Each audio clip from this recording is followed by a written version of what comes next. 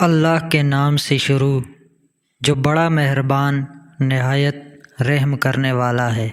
حضرت ابو ہریرہ رضی اللہ تعالی عنہ بیان کرتے ہیں، صحابہ نے عرض کیا، اللہ کے رسول صلی اللہ علیہ وآلہ وسلم، کیا ہم روز قیامت اپنے رب کو دیکھیں گے؟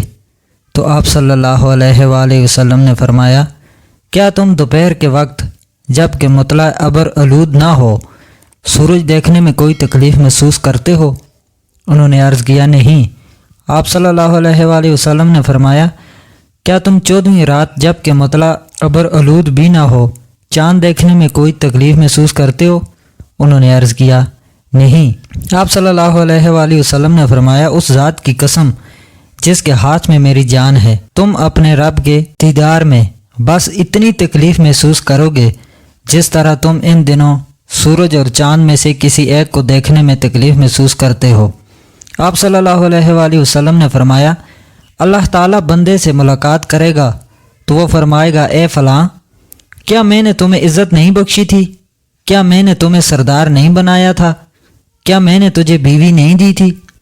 کیا میں نے گھوڑے اور اونٹ تیرے لیے مسخر نہیں کیے تھے؟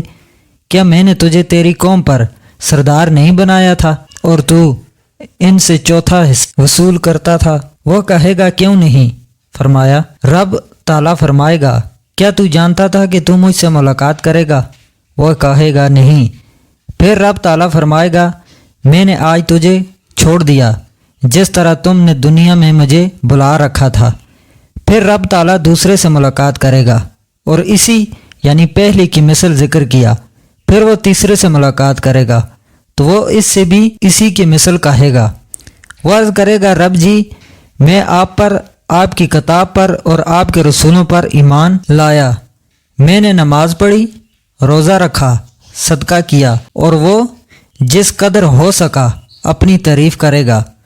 رب تعالیٰ فرمائے گا، یہیں ٹھہرو۔ پھر کہا جائے گا، ہم ابھی تجھ پر گواہ پیش کرتے ہیں۔ وہ اپنے دل میں غور و فکر کرے گا، کون ہے جو میرے خلاف گواہی دے گا؟ اس کے منہ پر مہر لگا دی جائے گی اور اس کی ران سے کہا جائے گا، بولو۔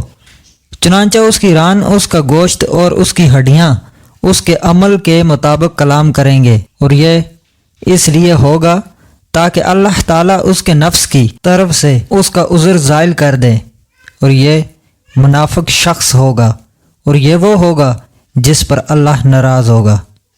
اللہ تعالیٰ سے دعا ہے کہ پیارے حبیب کے صدقے ہم سے راضی ہو جا اور نبی کریم صلی اللہ علیہ وآلہ وسلم کی سنتوں پر چلنے کی توفیق عطا فرمائے، آمین۔